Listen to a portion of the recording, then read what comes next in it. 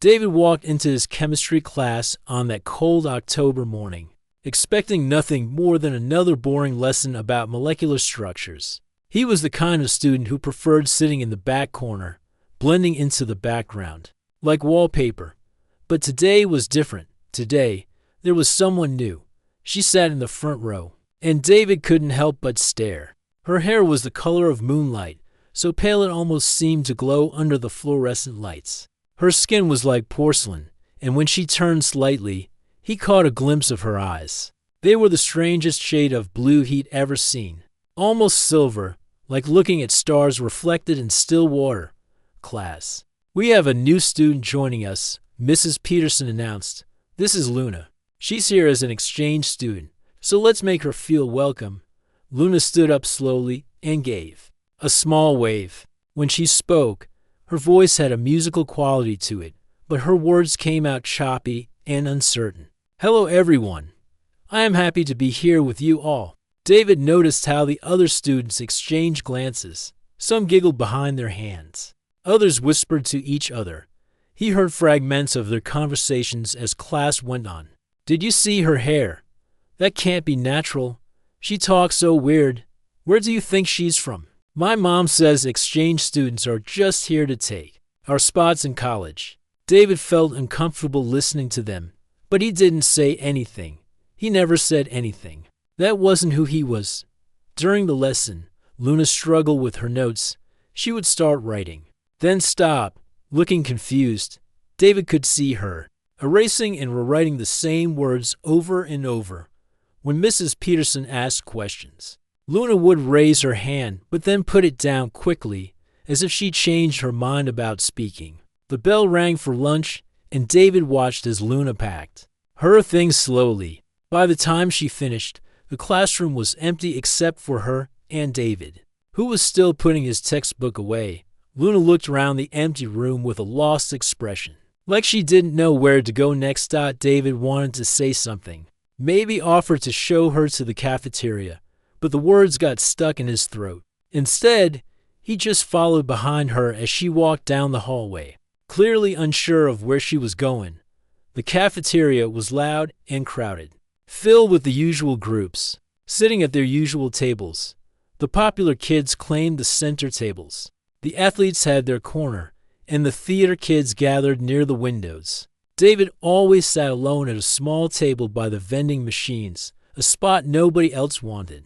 Luna got her lunch tray and stood in the middle of the cafeteria, looking around with those strange, beautiful eyes. David watched as she approached different tables, clearly hoping for an invitation to sit. But conversations would stop when she got close, and people would suddenly become very interested in their food or their phones. After being turned away from 3 different tables, Luna's shoulders slumped. She walked toward the exit doors that led to the outdoor eating area. Even though it was getting cold outside, David grabbed his lunch and followed her. Though he wasn't sure why. Outside, Luna sat alone under the big oak tree that had been there longer than the school itself. She had her lunch tray in front of her, but she wasn't eating. Instead, she was looking up at the sky through the bare branches, and her lips were moving like she was talking to someone. But there was nobody there. David sat on a bench about 20 feet away, close enough to see her, but not close enough to seem like he was bothering her. He unwrapped his peanut butter sandwich and took a bite, but he kept watching Luna. She seemed to be speaking in a different language now, one that sounded like music mixed with whispers. It was beautiful in a way that made him think of wind chimes or water flowing over stones. That's when Jake Morrison and his friends showed up. Jake was the kind of guy who thought being mean was the same thing as being funny. He was bigger than most kids their age and used that to his advantage. His friends always laughed at his jokes, even when they weren't funny, because nobody wanted to be his next target. "Hey, look what we have here," Jake said loudly, walking over to Luna's tree. "It's the alien girl." Luna looked up, confused. She clearly didn't understand what alien meant in this context. "I said, hey, alien girl," Jake repeated, standing right in front of her now. His friends spread out around the tree, blocking her escape routes. "My friends and I were wondering what planet you're from. I do not understand." Luna said quietly, her accent making the words sound even more foreign. She doesn't understand. One of Jake's friends mimicked her accent. Maybe we need to speak slower. What planet are you from? Luna's eyes filled with confusion and hurt. She started gathering her things, clearly wanting to leave, but Jake stepped closer. We're just trying to be friendly, Jake said, with a fake smile. You seem lonely over here, talking to yourself. Do you talk to aliens from your home planet? That's when something inside David snapped. He'd never been brave. He'd never stood up to anyone, especially not Jake Morrison. But seeing Luna's face, seeing how small and scared she looked, something changed in him. Before he knew what he was doing, David was walking over to them. His heart was beating so fast he thought it might explode, and his hands were shaking. But he kept walking. Leave her alone, David said, his voice cracking slightly. Jake turned around, surprised. Well, David Chen decides to speak up. I didn't know you could talk. Just leave her alone, David repeated, trying to keep his voice steady. Or what? Jake laughed. You gonna make me? David knew he couldn't make Jake do anything. Jake was bigger, stronger, and had friends backing him up. But David also knew he couldn't just walk away and let this happen. She's not bothering anyone, David said. She's just trying to eat her lunch. Luna was watching this exchange with wide eyes, still not fully understanding what was happening, but clearly recognizing that David was trying to help her. Jake looked back and forth between David and Luna, then at his friends, who were waiting for his next move. David could see him calculating whether it was worth the trouble to start something with someone who was clearly not going to fight back. Finally, Jake shrugged. Whatever. This is boring anyway. Come on, guys. As they walked away, Jake called back over his shoulder. Enjoy your date with the alien, Chen. David's face burned with embarrassment, but he was relieved they were gone. He turned to Luna, who was still sitting under the tree with her untouched lunch. Are you okay? He asked softly. Luna nodded, but her eyes were still wide and uncertain. She looked down at her lunch tray, then back up at David. Thank you, she said carefully, pronouncing each word with great concentration. David realized he was still holding his sandwich. He looked down at it, then at Luna's full tray of cafeteria food that she hadn't touched. Making a decision that surprised even him, he walked over and sat down next to her under the tree. Here, he said, breaking his peanut butter sandwich in half. This is better than cafeteria food anyway. Luna stared at the offered half sandwich like it was made of gold. Her strange, beautiful eyes filled with tears. And for a moment David thought he'd done something wrong. Is it okay? He asked, worried. Do you not like peanut butter? I can get you something else. Luna shook her head quickly and accepted the sandwich with both hands, holding it carefully like it was precious, a small gift. She said quietly, her voice full of emotion, big meaning. She took a small bite and smiled. The first real smile David had seen from her since she arrived. It transformed her entire face, making her look less otherworldly and more like any other girl who was grateful for a simple act of kindness. They sat there under the oak tree for the rest of lunch period, not talking much but sharing the comfortable silence. David noticed that Luna kept looking up at the sky through the bare branches, and he found himself looking up too, wondering what she saw there that he was missing. When the bell rang to signal the end of lunch, Luna carefully wrapped the rest of her sandwich half in a napkin and put it in her bag. She stood up and looked at David with those starlight eyes. Thank you, she said again. But this time the words carried more weight, like she was thanking him for more than just half a sandwich. As they walked back toward the school building, David realized something had changed, not just for Luna, but for himself too. For the first time in his quiet, invisible life, he had done something that mattered. He had stood up for someone who needed help, and it felt better than anything he'd ever experienced. He didn't know it yet, but this moment under the oak tree would be the beginning of the most important friendship of his life. And Luna, walking beside him with her head held a little higher than before, was already planning how she would repay his kindness in ways he could never imagine. 2 weeks had passed since that first day under the oak tree, and David found himself looking forward to lunch in a way he never had before. Every day, he would pack an extra apple or grab an extra cookie from home, always finding an excuse to share something with Luna. She never asked for anything, but David could see the way her face would light up when he offered her a piece of fruit or a homemade treat his mother had packed. It wasn't about the food itself. Luna always had her own lunch. It was something deeper, something about the act of sharing that seemed to mean everything to her. David had started leaving little surprises for Luna too. Sometimes it was just a drawing he made during boring classes, usually of the constellations he'd seen in astronomy books. Other times, he'd write her a simple note, saying things like "Hope your day is good" or "You're doing great in chemistry class." He would slip these onto her desk before she arrived or leave them tucked into her locker. Luna never said much about these gifts, but David noticed she kept every single one. He'd seen her carefully placing his drawings between the pages of her textbooks, and once he caught her reading one of his notes during math class, a small smile playing at the corners of her mouth. The other students had mostly stopped their obvious staring and whispering, but they still kept their distance from Luna. She remained an outsider, sitting alone in most classes and eating lunch by herself under their tree. David had become her only friend, though he sometimes wondered if he was enough. On this particular Thursday, dark clouds had been gathering all morning. By the time lunch period arrived, the first drops of rain were already falling. Most students stayed inside the cafeteria, but David knew Luna would still go to their tree. She always went to their tree, no matter what the weather was like. He was right. When he pushed through the doors to the outdoor area, he found Luna sitting in her usual spot. But something was wrong. The rain had started coming down harder, and she was getting soaked.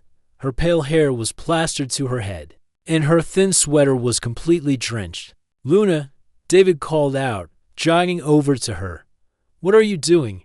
You're getting completely wet." She looked up at him with those strange, beautiful eyes, and he could see she was shivering. "The inside is too loud," she said simply. "Too many people." David understood. The cafeteria could be overwhelming even for him, and he'd been going there for years. For someone like Luna, who seemed to hear and feel everything more intensely than other people, it must have been unbearable. "But you can't stay out here," David said, rain dripping from his own hair now. "You'll get sick." Luna just shrugged, like getting sick was a small price to pay for peace and quiet. She wrapped her arms around herself, trying to stop the shivering. But it wasn't working. That's when David made a decision that surprised even him. He was wearing his favorite hoodie, the one his grandfather had given him 2 years ago before he passed away. It was navy blue with a faded NASA logo on the front, and constellation patterns printed all over it. His grandfather had been an amateur astronomer, and this hoodie was one of David's most treasured possessions. Without thinking about it too much, because if he thought about it he might change his mind, David pulled the hoodie over his head and stepped closer to Luna. "Here," he said, draping it around her shoulders. "This will keep you warmer." Luna froze. She looked down at the hoodie, then up at David, then back down at the constellation patterns covering the fabric. Her eyes went wide, and for a moment, she just stared at it like she couldn't believe what she was seeing. "This is yours," she said quietly, her accent making the words sound musical even in the rain. "It's okay," David said, though he was already missing the warmth and comfort of his favorite piece of clothing. "You need it more than I do right now." Luna pulled the hoodie tight around herself, and David could see her studying the patterns. Printed on it, there were star maps and constellation diagrams, pictures of the Milky Way, and even a few planets scattered across the fabric. She traced one of the star patterns with her finger, her expression becoming dreamy and distant. "These stars," she whispered, almost to herself. "They look like home." "Home?" David asked, settling down beside her under the tree. The rain was still falling, but the thick branches above them provided some shelter. Luna nodded, still looking down at the hoodie. "Where I come from, we know all the stars. My grandmother taught me their names when I was very small," she said. The stars are like old friends, always there when you need them. David had never heard Luna talk so much at once. Usually, she spoke in short, careful sentences, like she was afraid of using the wrong words. But something about the hoodie, about the star patterns, seemed to have unlocked something in her. She taught me that every star has a story, Luna continued, her voice getting stronger, and that the stories connect us all, no matter how far apart we are. That sounds beautiful, David said, and he meant it. He'd always been interested in space and astronomy, partly because of his grandfather's influence. But he'd never thought about stars having stories. Luna looked up at him then, really looked at him, like she was seeing him clearly for the first time. Her silver blue eyes were bright with unshed tears, but they weren't sad tears. They were something else entirely. You give me this, she said, holding up a corner of the hoodie. This special thing. This thing that means much to you. David started to say it wasn't that big of a deal, but Luna held up her hand to stop him. In my family, in my culture, she said slowly, choosing her words carefully, when someone gives you something precious, something from their heart, it creates a bond. A promise. What kind of promise? David asked, curious now. Luna was quiet for a long moment, looking up through the tree branches at the gray, rainy sky. When she spoke again, her voice was soft but absolutely certain. Small gift, big heart, she said, placing her hand over the NASA logo on the chest of the hoodie. You show me kindness when no one else will. You share your food, your drawings, your words. And now this, she gestured to the hoodie, this special thing that connects you to the stars, to your family, to your memories. David felt his cheeks getting warm despite the cold rain. He'd never thought of his simple actions as being particularly meaningful. He was just trying to be nice to someone who seemed lonely, the way he wished someone would be nice to him when he felt lonely. Where I come from, Luna continued, we believe that when someone shows you true kindness, especially a stranger, it's like finding a rare star in the sky, something precious and unexpected. And when that happens, you make a promise. What kind of promise? David asked again, his voice barely audible over the sound of rain on leaves. Luna turned to face him fully, and the intensity in her eyes made David's breath catch in his throat. She reached out and took both of his hands in hers. Her hands were small and cold from the rain, but her grip was firm and warm with conviction. I promise, she said, speaking slowly and clearly despite her accent, that I will stay by your side forever. Through good times and bad times, through happiness and sadness, through all the changes that life brings, you showed me kindness when I was lost and alone. And I will never forget that. I will never leave you alone the way I was alone. David stared at her, not sure what to say. The promise felt huge, bigger than anything he'd ever experienced. Part of him wanted to tell her she didn't need to promise anything, that he'd just been being a decent human being. But looking into her eyes, seeing the absolute sincerity there, he realized this meant something important to her, something he didn't fully understand yet, but something real and powerful. Forever is a long time, he said quietly. Luna smiled then, the first truly radiant smile he'd seen from her. It transformed her entire face, making her look less like a mysterious outsider and more like a girl his own age who'd just made an important decision. Forever is exactly the right amount of time, she said. The rain continued to fall around them, but sitting there under the old oak tree, sharing the warmth of his grandfather's hoodie and the weight of Luna's promise, David felt like he'd stumbled into something magical. He didn't know what it meant yet, didn't understand the full significance of what had just happened, but he knew his life had just changed in a way that would matter for years to come. As the lunch bell rang in the distance, calling them back to the ordinary world of classrooms and homework, Luna carefully folded the hoodie and started to hand it back to him. Keep it, David said quickly, at least until it stops raining. Luna's smile grew even brighter, and she hugged the hoodie close to her chest like it was made of gold and starlight. Thank you, she whispered, for everything. Winter melted into spring.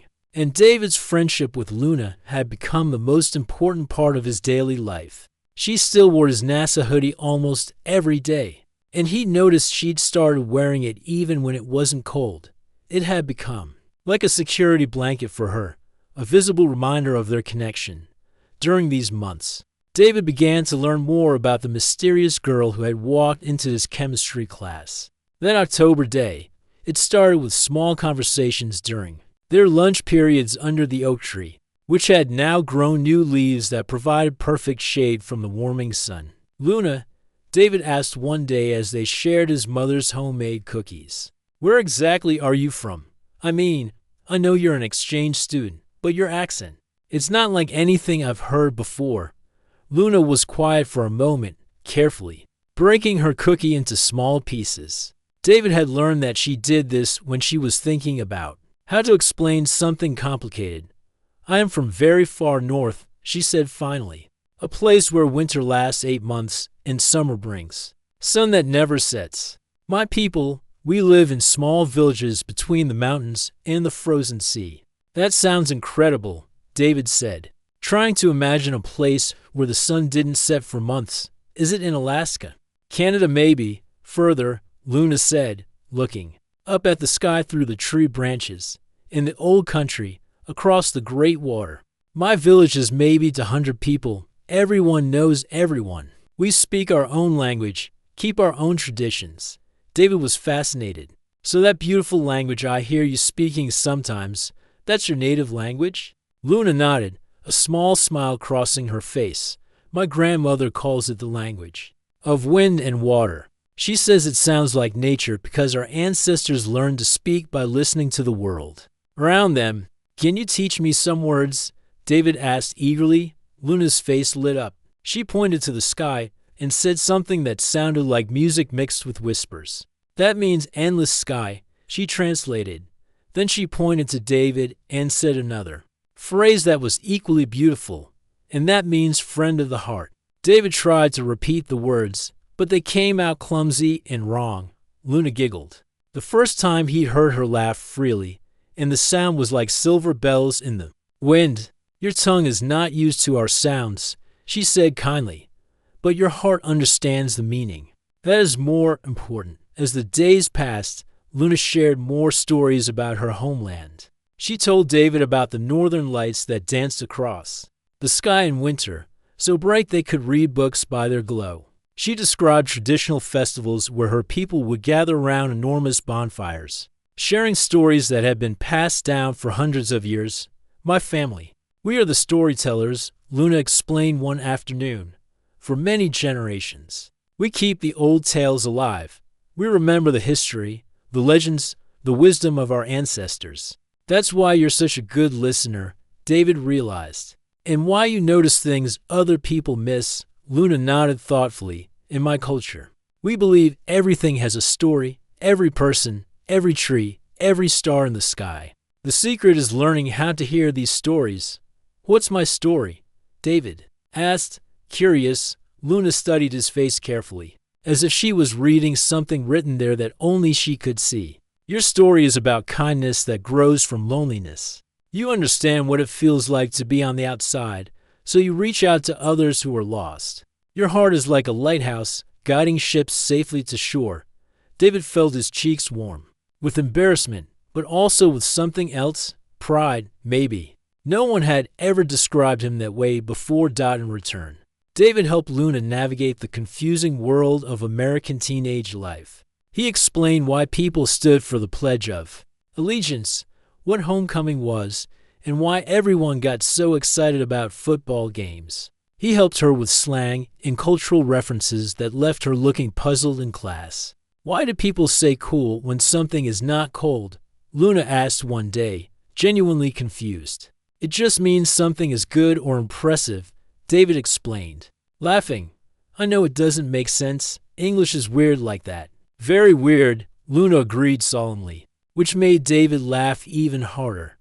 But David was learning from Luna too, in ways he never expected. She taught him to really look at the world around him, to notice the small details that most people missed. She showed him how to identify different types of clouds and what they meant for the weather. She taught him to listen to the different sounds birds made and what they were communicating.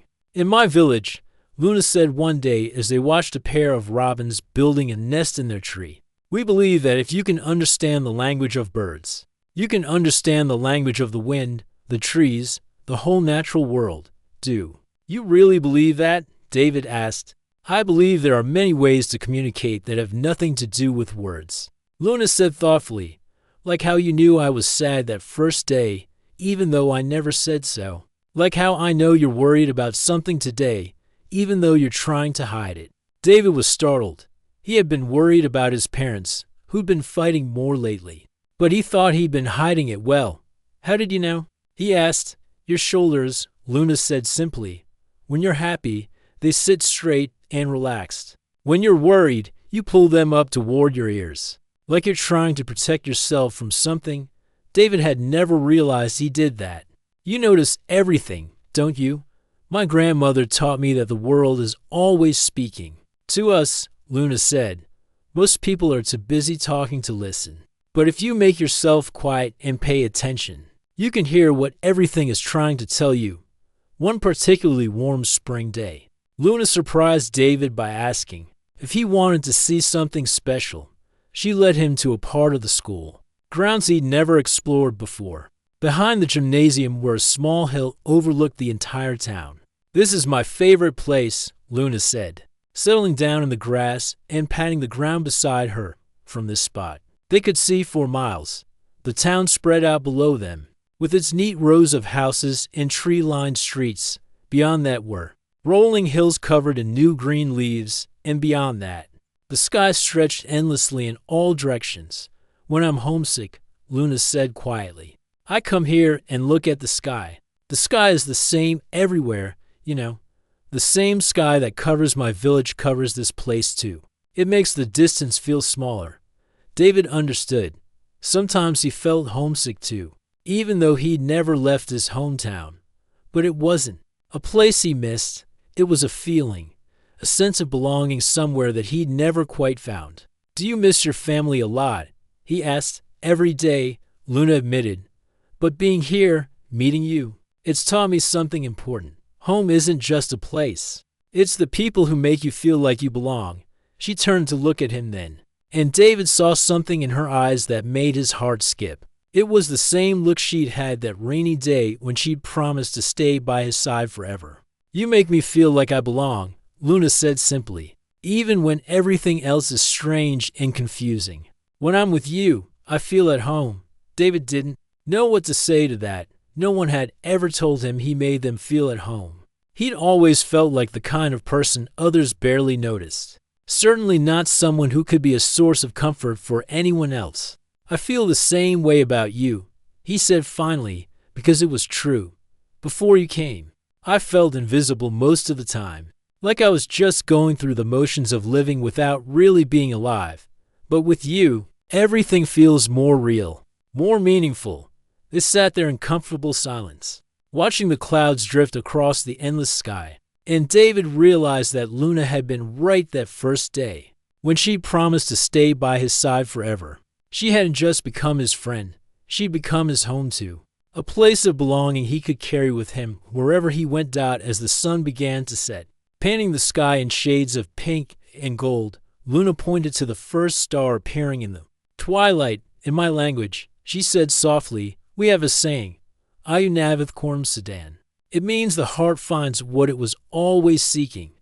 David looked at the star, then at Luna, then back at the star again. He didn't need a translation to understand what she meant. Sometimes the most important discoveries weren't planned or expected. Sometimes they just appeared in your life like a gift. Disguised as an ordinary Tuesday in chemistry class, I'm glad you're here, he said quietly. I'm glad I'm here too, Luna replied. And in her voice was all the warmth of coming home after a long journey through unknown territory. Senior year arrived like a storm cloud on the horizon, bringing with it the reality that David had been trying not to think about. Luna's exchange program was coming to an end. In just 10 months, she would be returning to her homeland across the ocean. back to her village where winter lasted 8 months and the northern lights danced across the sky. The thought of losing his best friend, the person who had changed his entire world, felt like losing a part of himself. But whenever David brought up the subject, Luna would just smile that mysterious smile of hers and repeat her promise from that rainy day. Under the oak tree, "I told you I would stay by your side forever," she would say calmly. Forever means forever. David wanted to believe her, but he couldn't understand how forever was possible when she lived thousands of miles away. The practical part of his mind, the part that had to fill out college applications and think about his future, knew that high school friendships rarely survive distance and time. But Luna seemed genuinely unconcerned about these details, as if she knew something he didn't. Senior year brought other challenges too. College applications were due. His parents were pressuring him to choose a practical major. And everywhere he looked, his classmates seemed to have their futures figured out in ways that made David feel lost and uncertain. "I don't know what I want to do with my life," David confessed to Luna one October afternoon as they sat in their usual spot under the oak tree, now surrounded by fallen leaves and brilliant shades of red and gold. Everyone else seemed so sure about everything, college, career, their whole future mapped out. "But I just feel confused." Luna was wearing his NASA hoodie, as she did almost every day now. It had become so associated with her that David sometimes forgot it had ever been his. She picked up a bright red leaf and studied it carefully before responding. "In my village," she said thoughtfully, "we have a saying. The river doesn't worry about reaching the ocean. It just keeps flowing, and eventually, it finds its way. Maybe you don't need to have everything figured out right now. Maybe you just need to keep flowing." "But what if I flow in the wrong direction?" David asked, voicing the fear that kept him awake at night. "There's no wrong direction," Luna said with the kind of certainty that David envied. "Every path teaches you something important. Every experience makes you who you're supposed to become." David wasn't entirely convinced, but Luna's calm confidence was contagious. She had a way of making even the most complicated problems seem manageable. As the months passed, David noticed changes in himself that he attributed to Luna's influence. The shy, invisible boy who had sat alone at lunch was slowly becoming someone different. He started speaking up more in class, offering help to struggling classmates, and even joining the astronomy club when he learned they needed more members to keep it from being canceled. "You should run for student council," Luna suggested one day after David had successfully organized a fundraiser for the astronomy club's new telescope. "Me," David laughed. "I'm not student council material. I'm just David Chen, the quiet kid who sits in the back." "No," Luna said firmly, "you're David Chen, the person who stands up for others when they need help. You're David Chen, who sees what needs to be done and finds a way to do it. You're David Chen, who makes people feel like they matter." David stared at her, wondering when she had started seeing him so differently than he saw himself. But looking around at the successful fundraiser, at the classmates who had thanked him for his help, at the astronomy club members who looked to him for leadership, he realized maybe Luna was seeing something real. The biggest test came in February, during what should have been a celebration. The school was hosting its annual winter formal, and for the first time in his high school career, David actually wanted to attend, not because he was interested in dancing or fancy clothes, but because he wanted to share the experience with Luna. "Will you go to the dance with me?" he asked her one afternoon, his heart pounding as he worked up the courage to ask. Luna's face lit up with genuine excitement. "I would love to," she said, "but I must tell you, I did not know your American dances." "That's okay," David said, relief flooding through him. "I don't really know them either. We can figure it out together."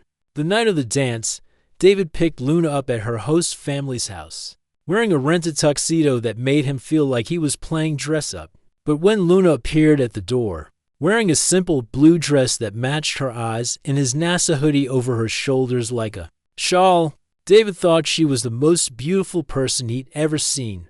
The dance was held in the school gymnasium, which had been transformed with twinkling lights and streamers. David and Luna found a quiet corner where they could watch the other couples dancing. Content just to be together in this new environment. Everything was going perfectly until Jake Morrison and his friends showed up.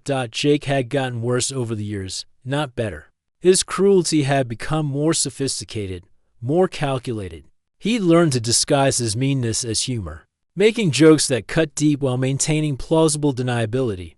"Well, look who decided to show up," Jake said loudly as he approached their corner. "It's David and his alien girlfriend." David felt his stomach drop. Jake had mostly left them alone since that first confrontation under the oak tree, but tonight, with an audience of dressed-up classmates and nowhere to escape, David could see trouble brewing. "Jake, don't," David said quietly, stepping slightly in front of Luna. "Don't what?" Jake asked with fake innocence. "I'm just saying hi to our exchange student. Hey Luna, did you wear your spaceship to the dance tonight?" A few people nearby laughed, and David could see more students starting to pay attention to the commotion. Luna, who had been enjoying the evening, now looked confused and hurt. "Leave her alone," David said, his voice stronger than he felt. "Oh, come on, David," Jake said, emboldened by the growing audience. "We're all friends here. I'm just curious about Luna's cultural background. Like, what planet are you from exactly, Luna? Because you definitely don't seem like you're from Earth." More laughter rippled through the crowd. David could see some students looking uncomfortable, but no one was stepping in to help. Luna was standing very still beside him, and David could tell she was struggling to understand why someone would be so deliberately cruel at what was supposed to be a celebration. "You know what's funny?" Jake continued, warming up to his performance. "David here thinks he's some kind of hero, protecting the weird girl. But really, he's just as weird as she is. Perfect match, right? The loser and the alien." That's when something inside David snapped, not with anger, but with clarity. He looked around at the faces watching this unfold, at Luna standing beside him with dignity despite the cruelty being directed at her, and he realized this was his moment, not just to defend Luna, but to say something that needed to be said. David stepped forward, not toward Jake, but toward the center of the crowd that had gathered. His heart was pounding, but his voice was steady when he spoke.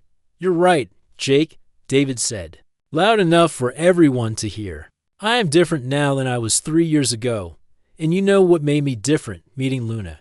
The crowd grew quiet, surprised by David's response. "Before Luna came to our school," David continued, "I was the kind of person who sat quietly while others got hurt. I was the kind of person who minded my own business and told myself that other people's problems weren't my responsibility." David looked directly at Luna, who was watching him with those starlight eyes, and drew strength from her presence. "But Luna taught me something important," he said, his voice growing stronger. "She taught me that kindness isn't just about being nice to people who are like you. Real kindness means standing up for people who are different, people who need help, people who are brave enough to be themselves even when others try to make them feel ashamed of who they are." David turned to face Jake now, but his voice remained calm and clear. "You call Luna an alien like it's something bad. But you know what? If being an alien means being kind to others, if it means seeing beauty in things other people miss, if it means having the courage to be different in a world that wants everyone to be the same, then I wish more people were aliens." The gymnasium had gone completely silent. David could see teachers moving closer, but they weren't intervening. They were listening too.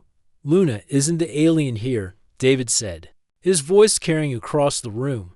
"The alien behavior is treating someone badly just because they're different. The alien behavior is trying to hurt people to make yourself feel better. The alien behavior is thinking that being cruel makes you strong." David looked around at his classmates, many of whom had never heard him speak so passionately about anything. "In 3 months, Luna will go back to her homeland," David said, and his voice caught slightly on these words. "And our school will lose someone who makes it a better place just by being here. Someone who never hurt anyone, who always tried her best, who brought something beautiful and different to our little corner of the world." David stepped closer to Luna and took her hand. "So yeah, Jake, you're absolutely right. I am different because of Luna. I'm braver, kinder, and more aware of how much we can learn from people who aren't exactly like us, and if that makes me weird, then I'm proud to be weird." The silence stretched for what felt 10 years had passed since that rainy day under the oak tree, when Luna had promised to stay by David's side forever. Now 28 years old, David stood in his small apartment, adjusting his tie in the mirror and thinking about how much his life had changed. He was no longer the quiet, invisible boy who had sat alone at lunch. That speech at the winter formal had been a turning point, not just in defending Luna, but in discovering who he really was. The confidence he'd found that night had carried him through college, where he'd studied education and creative writing, inspired by Luna's stories about her grandmother, the village storyteller. Now David was a third-grade teacher at the elementary school just a few blocks from their old high school. His classroom walls were covered with constellation maps and pictures of faraway places, and his students loved the stories he would tell them about friendship, kindness, and the magic of seeing the world through different eyes. But today was special. Today was his wedding day. David smiled at his reflection, remembering how nervous he'd been when he'd first asked Rachel to marry him. Rachel was a librarian he met at a children's literacy event, and she shared his love of stories and his belief that books could change lives. She was kind, funny, and understood why David kept a faded NASA hoodie in his closet that he claimed was too precious to ever throw away. A knock at his door interrupted his thoughts. David opened it to find his best man grinning at him, but this wasn't one of his college friends or work colleagues. Standing in his doorway, wearing a beautiful blue dress and carrying that same faded NASA hoodie, folded carefully in her arms, was Luna. "I told you I would stay by your side forever," she said with that same mysterious smile he remembered from high school. "Did you think I would miss your wedding day?" David couldn't speak for a moment. He'd known Luna was coming. Of course, they'd stayed in touch through letters, emails, video calls, and annual visits over the past decade. But seeing her here, on this most important day, made everything feel complete in a way he hadn't expected. "You're really here," he said finally, stepping forward to hug his oldest friend. "Of course I'm here," Luna laughed, and her voice still had that musical quality that had enchanted him in chemistry class all those years ago. "You didn't think I would let you get married without your best person, did you?" David had asked Luna to be his best person instead of having a traditional best man, and she had accepted with tears in her eyes during one of their video calls.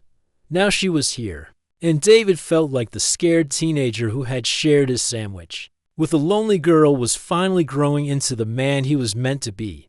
"I brought you something," Luna said, holding up the NASA hoodie. "I thought you might want to wear a piece of it today. For luck." David took the hoodie, now soft and faded from years of wear. Luna had taken it with her when she returned home after graduation, and she wore it during all their video calls. It had become a symbol of their enduring friendship, traveling back and forth between them like a message in a bottle crossing an ocean of time and distance. "I can't wear this with a tuxedo," David said, laughing. "Not the whole thing," Luna agreed, "but maybe this." She reached into her purse and pulled out a small piece of fabric cut from the hoodie's constellation pattern. It had been sewn into a pocket square, perfect for tucking into his jacket pocket.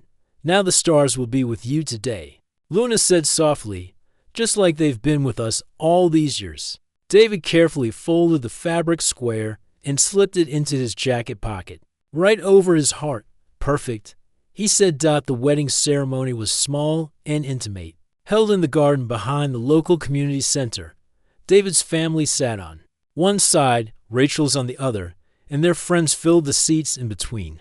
But David's eyes kept finding Luna, who stood beside him as promised, holding the rings and smiling like she knew a wonderful secret. When the minister asked if anyone had reasons why David and Rachel shouldn't be married, Luna stepped forward slightly, and for a heart-stopping moment, David thought she was going to object. Instead, she spoke in her musical voice about the importance of promises and the power of love that transcend distance and time. "David taught me," Luna said to the gathered crowd, That true friendship means keeping your word, no matter how hard it gets. He showed me that kindness creates bonds stronger than steel. Rachel, you are marrying a man who knows how to love forever, because he has been practicing forever love for 10 years. David felt tears prick his eyes as Luna continued, in my culture, we believe that when someone keeps a promise for 10 years, the universe itself conspires to help them keep it for a lifetime. David kept his promise to stay by my side, and I kept mine to stay by his. Now I make a promise to both of you. Your love story will be one I tell my children and grandchildren, because it proves that the best stories are the ones where people choose each other. Again and again, through all the changes life brings, after the ceremony, during the reception, David found himself sitting with Luna under a tree that reminded him of their old oak tree at school. They watched Rachel laughing with her bridesmaids, and David felt that familiar sense of completeness that came with Luna's presence. Tell me about your life now, David said. Really tell me, not just the highlights from our phone calls. Luna smiled and settled back against the tree. I went back home and became what my grandmother always said I would become. I'm the village storyteller now, the keeper of our traditions and our history.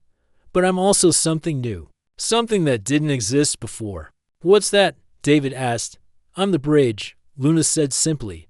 I tell our old stories, but I also tell new ones, stories about the wider world, about the kindness of strangers, about how friendship can bloom in the most unexpected places. I tell them about a boy named David who shared his sandwich with a lonely girl and changed both their lives forever. David felt his throat tighten with emotion. You really tell them about us every winter when the northern lights are brightest and the whole village gathers around the fire, Luna said. I tell them the story of the small gift and the forever promise. It's become one of our most beloved tales. What do you tell them the moral is? David asked. Luna looked up through the tree branches at the evening sky, where the first stars were beginning to appear. I tell them that kindness is the only magic. That's real. That when you give someone a gift from your heart, not because you have to, but because you want to, you create something that lasts longer than mountains, stronger than oceans. She turned to look at David, and her eyes still held that same starlight quality that had mesmerized him in high school. I tell them that true love comes in many forms. The love between partners, yes, but also the love between friends who choose to stay in each other's lives, no matter how far apart they live. I tell them that the most precious promises are the ones we keep not because they're easy, but because they matter. David nodded, understanding exactly what she meant. Their friendship had required effort and intention to maintain across distance and time. They'd had to choose each other repeatedly, through busy schedules and life changes and the thousand small challenges that could have let their connection fade. I have something to tell you, David said suddenly. Rachel and I, we've been talking about having children soon, and when we do, I want to name our first daughter after you. Luna's eyes filled with tears. David, you don't need to do that. I want to, David said firmly. You changed my life in ways I'm still discovering. You taught me about kindness, about courage, about what it means to really see other people. Any daughter of mine would be lucky to carry your name. Luna reached over and took his hand, just like she had that rainy day under the oak tree when she made her promise. You know what the most beautiful part of this is, she said softly. What? When I was 17 and promised to stay by your side forever. I thought forever meant we would always live in the same place, see each other every day, never be apart. I thought forever was about proximity. Luna squeezed his hand and smiled. But I was wrong. Forever isn't about being in the same place. Forever is about being in the same heart. It's about carrying someone with you wherever you go, letting their influence shape who you become, honoring the love they showed you by passing it on to others. David looked across the garden at Rachel, who was now helping serve cake to elderly relatives. Her face glowing with happiness. He thought about his students, who would return to school in a few weeks to hear more stories about kindness and friendship. He thought about the children he and Rachel would have someday, who would grow up knowing about Luna and the small gift and the forever promise. You'd stay by my side forever. David realized every